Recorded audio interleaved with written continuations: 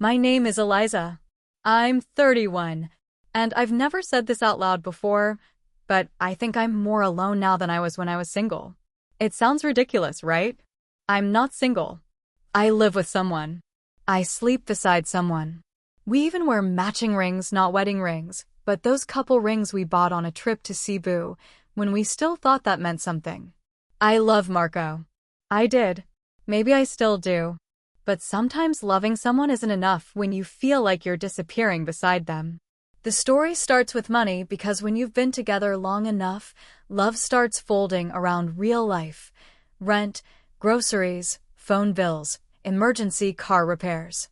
We're both freelancers in Manila, which means half our life is pitching jobs we'll probably never get, and the other half is pretending we're not scared about how little we're making.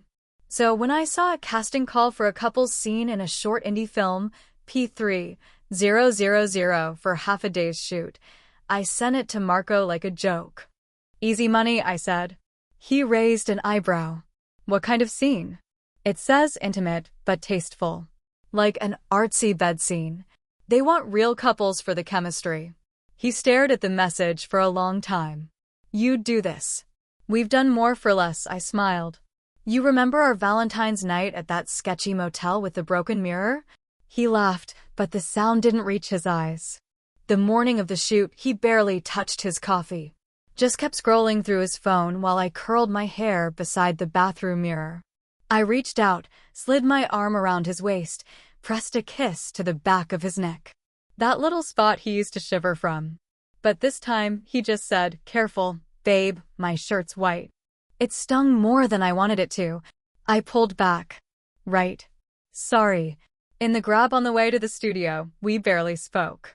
Just held hands, our fingers loose and awkward. Like two people holding on because they're supposed to, not because they want to. I kept thinking we used to talk so much in cars. Used to dream. Planned imaginary vacations. Even fight. Now? Silence.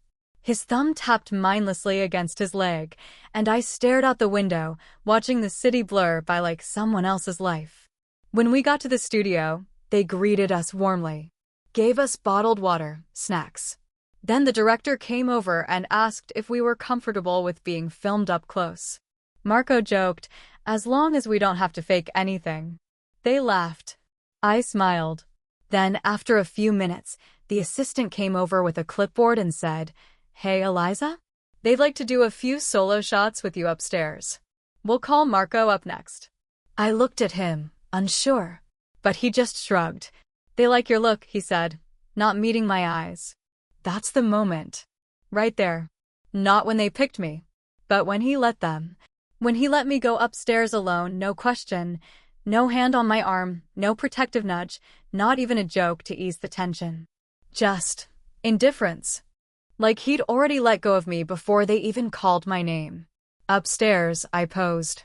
I smiled. I said my lines to a camera I couldn't feel. The scene was nothing, soft lighting, implied affection, a trace of intimacy. But the whole time, I kept thinking, why am I here alone? That night, back home, I reached for him in bed. He let me wrap around him, like always. But it felt like hugging a ghost. His arm around me was more habit than hunger.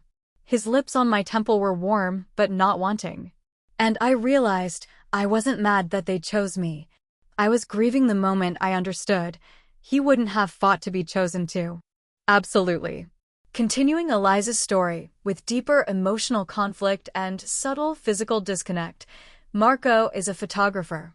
Mostly weddings, sometimes events. He says capturing love is his way of believing in it. That's the irony, I guess. He spends all day photographing other people in love, while I stand right beside him, unfocused, out of frame.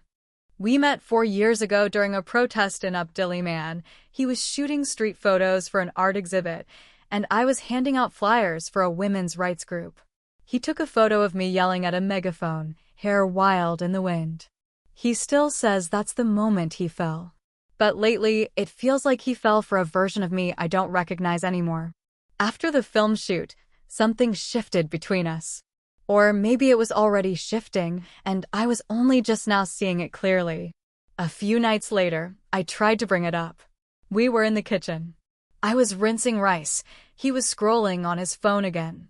The yellow overhead light cast shadows on his face, made him look older than he is. "Hey," I said carefully, "can we talk about the shoot?" He looked up. "What about it?" I hesitated. I just felt weird. Like when they picked me, and you didn't say anything, he cut in. "You wanted me to fight them?" "What? Storm upstairs?" "No, I paused, tried again. I felt alone. Like, I wanted you to see that it was hard for me too. That I needed you there." He laughed softly, but not kindly. "You were great, Eliza." Confident. "That's what you do. You're always strong." And, just like that, I shut down. Because he said it like a compliment, but it felt like a dismissal. Like he wasn't hearing me at all. Later that night, he reached for me in bed. It always starts the same, his hand at my waist, lips brushing the back of my shoulder, the weight of him moving closer. And I used to love that. But now it feels like skipping chapters in a book we haven't read together in weeks. "Marco," I said quietly, pulling the blanket up. "Can we just lie here tonight?" He froze. I could feel his pride recoil before his body did. "Right," he muttered, rolling away. I stared at the ceiling, heart aching. I wanted him to ask why. I wanted him to notice that I didn't say no because I didn't love him, but because I felt like I was drowning in silence, and sex wouldn't pull me out of it. The next morning, he tried to make up for it. Pancakes, coffee, a kiss on my cheek. He hovered, like a man trying to fix a leak with duct tape. I knew he was trying. In his way. But what I needed was for him to sit across from me and ask, asterisk, "How are you really?" Asterisk, not to reach for my body when he couldn't reach my heart. Not to fill the silence with kisses when he couldn't fill the gap between our words. I needed to be seen. Not just touched. And he needed to be needed. Physically. Tangibly. That's where he feels safe. We were both speaking love. Just in languages the other couldn't hear. One night, we ran into one of his old photography students at a bar. She was maybe 22, bright-eyed, fresh from college, full of questions and admiration. She said I looked familiar, and Marco told her, "She's an actress." I blinked. "I'm not, she just did the scene for a film," he said proudly. "They picked her on the spot. She nailed it." I smiled, but it didn't reach my chest. Because again, he saw only the performance, not the crack underneath it. That night, I realized, I don't want to be admired. I want to be understood. I crawled into bed beside him like usual. He pulled me close, as he always does. And I held him too, because we don't know how to let go. But in my head, I whispered, asterisk, "Please see me." Not the strong version. Not the sexy one. Just me. Asterisk, and the ache in my chest told me, he still doesn't. It started with the laundry. Just an ordinary Sunday. I was folding his shirts, the way he likes, sleeves tucked in, collars flat, when Marco walked up behind me and wrapped his arms around my waist. At first, I didn't flinch. I leaned back against him, out of habit more than anything else. "You smell like detergent," he murmured, lips grazing my neck. I forced a chuckle. It's Tide. New scent. Overworked and emotionally unavailable. He laughed, and for a second, I wanted to laugh with him. Wanted to forget the weight that had been pressing between us for weeks. But then his hand slid lower, cupping the curve of my hip, fingers dipping just under the waistband of my shorts. And just like that, I went cold inside. Not angry. Not disgusted. Just distant. Like my body had left before my mind could catch up. I straightened slightly, cleared my throat. "Can you not?" "I'm folding your shirts." He pulled back a bit. "Sorry," he said lightly, though his tone was sharp around the edges. Didn't know housework was sacred. I sighed. "It's not about that." "What is it about then?" he asked, not unkindly, but impatient. Tired. Maybe even hurt. And I hated that I didn't have a clean answer. that all I could do was shrug and keep folding, even though the silence was screaming now. Later that night, we were watching something on Netflix. Some rom-com we weren't really following. I was curled on the far end of the couch, legs tucked beneath me. Marco stretched his arm out behind me like he used to, his fingers resting gently against my shoulder. Then, during a kiss scene on screen, he leaned over and kissed my cheek. Then my jaw. Then his hand slid up under my shirt, warm against my ribs. I didn't say no. I didn't move away. But I didn't move toward him either. Instead, I just froze. Inside, I smiled softly, but it felt painted on. And when he kissed me, slow, lingering, I kissed back, barely. A performance. Like muscle memory. But there was no spark, no ache, no heat rising in my chest. Only the old panic curling in my gut. He pulled back and searched my face. What's going on with you lately? I hesitated. I'm just tired. That's all you ever say. And I wanted to scream. Wanted to tell him I'm tired because I can't keep pretending I'm okay. I'm tired of every gesture turning into something I didn't ask for. I'm tired of feeling like intimacy is a shortcut to connection instead of the result of it. But all I said was, I'm sorry. He sat back, frustrated. I'm just trying to be close to you, Eliza. Is that a crime now? I bit the inside of my cheek. No, it's not. He rubbed his face with both hands and muttered, feels like it. I looked down at my lap, where my fingers were wringing the hem of my shirt. And in the silence that followed, something inside me cracked, not with anger, but with grief. Because I do want it. I want to be the woman who melts under his touch again.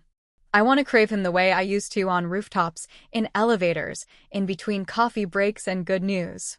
I want to be that version of me he still looks for.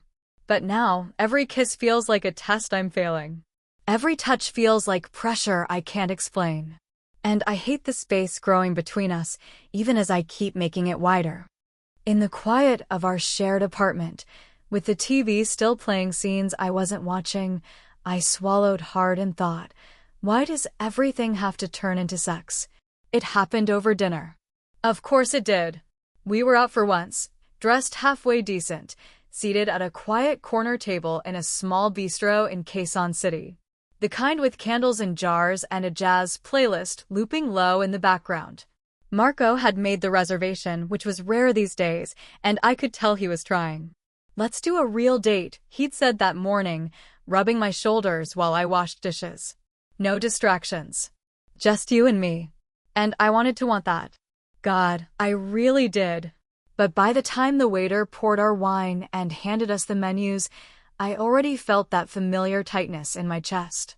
Like the night had to mean something, and I wasn't sure I could give it what it needed to survive. We made small talk at first. Laughed a little.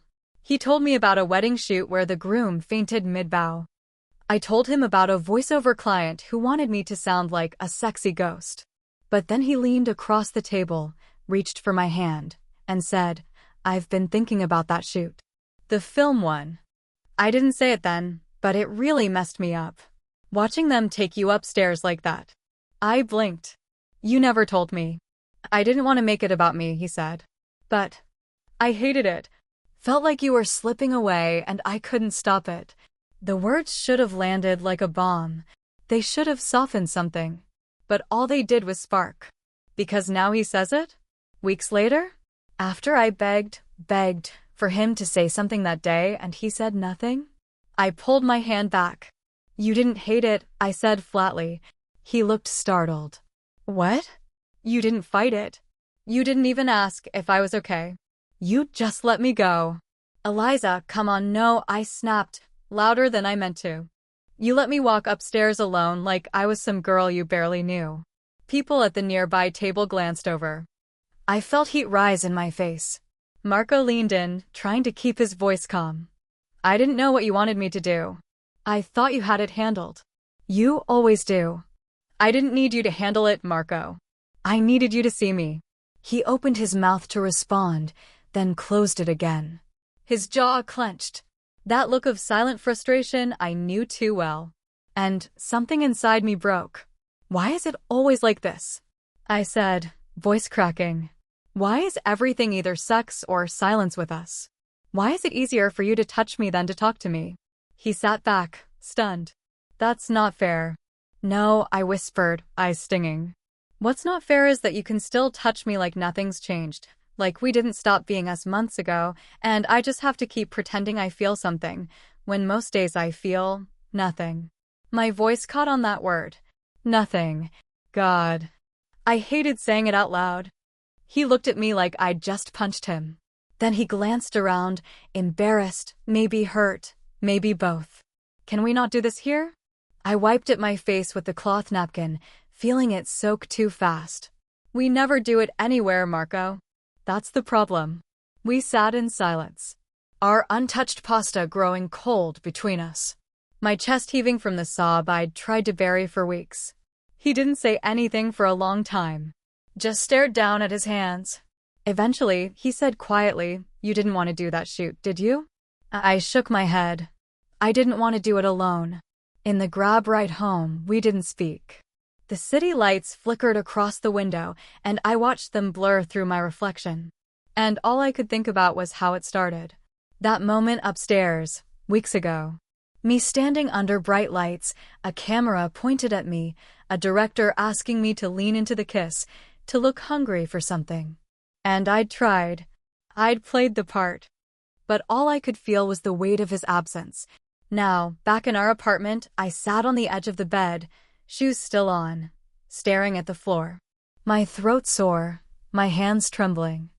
I hated how it came out. Hated the scene I'd made. Hated the sting of his silence in the car, the way he wouldn't look at me. But most of all, I hated how fast guilt crept in, wrapping itself around my anger like a blanket soaked in shame. You should have waited. Said it gently. You didn't have to ruin dinner. You didn't have to cry like that. You didn't have to make it ugly. But the truth was, it was already ugly. I'd just stopped pretending it wasn't. The days that followed were quiet in a way that made everything feel heavier. Not the peaceful kind of quiet, but the brittle kind, like a glass you're afraid to touch because you know it's already cracked. We moved around each other like polite roommates. He'd leave coffee on the counter for me in the mornings, but wouldn't wait around to see if I drank it. I'd do his laundry, but I stopped folding the sleeves the way he liked. We didn't fight. We didn't talk much at all. Evenings became the hardest. I'd hear him laugh softly at something on his phone, and for a split second, I'd ache to know what it was. But I wouldn't ask. I'd just stay on my side of the couch, pretending to read a book I couldn't focus on. And when he got into bed first and turned away without touching me, I'd lie there staring at the ceiling, missing a version of us I wasn't sure we could get back. One morning, I caught him crying in the shower. He didn't know I was awake yet. I'd gone to the bathroom door to grab my robe, and I heard it, not sobbing exactly. Just quiet, choked breaths, like someone trying to keep the pain from spilling out. I stood there frozen, hand on the doorknob, suddenly feeling like I was trespassing. Like I didn't have the right to walk in anymore. He was hurting, and I realized then he wasn't the enemy I'd made him out to be in my head. He was just someone who didn't know how to love me the way I needed. And I hadn't known how to say what I needed until it was already too late. The next week, I came home to find one of his photo prints framed on the kitchen counter. It was from the protest where we met, that same photo of me with the megaphone, hair wild, fire in my eyes. He'd added a note under it in small handwriting, "This is the you I fell in love with. I'm still here if you are." I touched the edge of the frame and sat down on the kitchen stool, letting the tears come. Not because I was sad, but because I didn't know what I was anymore. Tired? Grateful? Scared? I missed him. Not just his touch or his warmth, but the way we used to see each other. Before all the silence. Before the distance.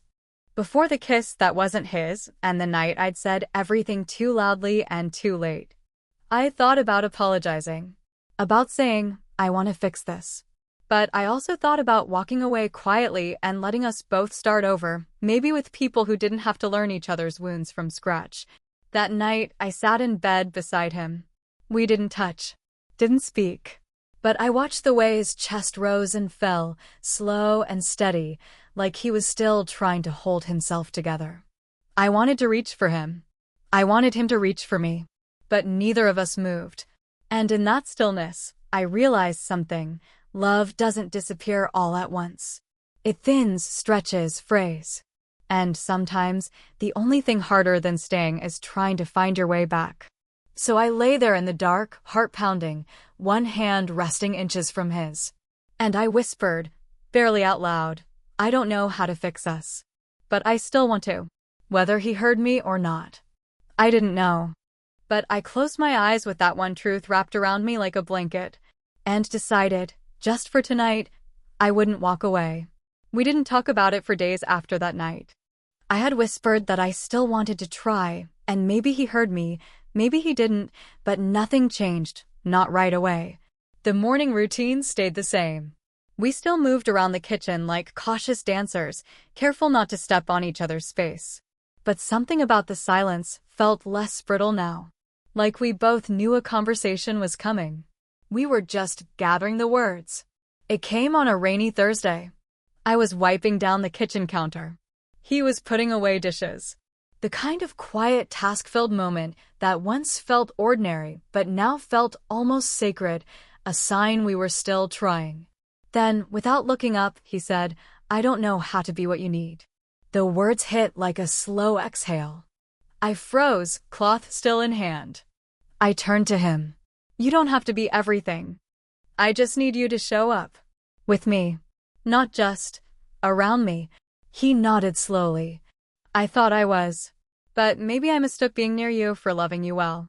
I crossed my arms, holding them tight to my chest. And I mistook silence for survival. I thought if I didn't speak up, we could keep going. His eyes softened.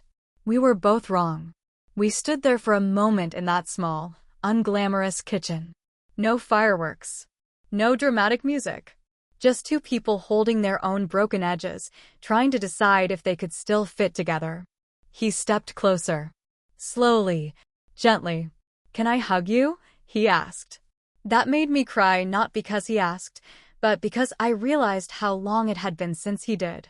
I nodded. He pulled me in, his arms wrapping around my shoulders like the shell of something we'd both been trying to protect. I buried my face into his neck and breathed him in, familiar and safe and sad all at once. We didn't say anything. The rain tapped against the windows like a soft reminder that time was still moving. After a while, I whispered, I don't want to go back to how we were. I don't either, he said. We'd have to start over. Redraw everything. Learn again. I pulled back enough to look at him. Can you do that? He hesitated. Honest. I don't know. But I'd try. If you still want me to. That night, he slept on the couch. Not because we were angry, but because we weren't ready to share a bed like before. It was a choice, and for the first time in months, that felt like care instead of rejection. I watched him before I turned out the lights. Curled on his side, one arm hanging off the edge, the soft rhythm of his breath grounding the quiet. He looked tired, but peaceful. And for the first time in a long time, I didn't feel alone in the quiet. We weren't healed. We weren't fixed. But we were listening now. And in a relationship that had started to feel like a performance, that was the most honest thing we'd done in months. Bit by bit, we were learning how to be real again. Even if it meant starting from scratch. People think desire disappears all at once. Like one day, you're tangled in each other, laughing into kisses, and the next, you're strangers brushing shoulders in your own kitchen. But that's not how it happens. It fades slow. It gets quiet. It curls in on itself when too many "I'm tired"s go unchecked. When a kiss feels more like a habit than a want. When you start wondering if you're crazy for needing more or just selfish for asking. I used to think being chosen once was enough. That if someone said, I love you, and meant it on a Wednesday in August 3 years ago, that love would hold. But love isn't a line you cross. It's a place you stay. Or leave. What I've learned, and what took me the longest to admit, is that being touched isn't the same as being seen. And wanting someone isn't the same as feeling safe with them. You can miss a person who sleeps right beside you. You can ache for a conversation that never comes, while their hand rests on your thigh like that's supposed to be enough. It wasn't. And that didn't make either of us the villain. Marco tried, in the only language he knew, with gestures, with touch, with what he thought love looked like. But I needed the words. The noticing. The softness that didn't always end in sex. So we talked. And we tried. And in the end, well, that part's ours. Whether he stayed or not doesn't change what I carry now.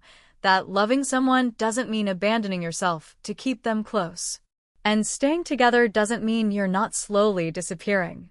If you're listening to this, maybe late at night, maybe after another fight you don't know how to explain, I just want to say, you're not broken for wanting more. You're not selfish for needing to feel seen. And if the silence between you starts to feel louder than love, listen. It might be the truth you've been trying not to hear. I know I did. For a long time. But I hear it now. And I'm still here. Learning what it means to be whole, with or without him. 5.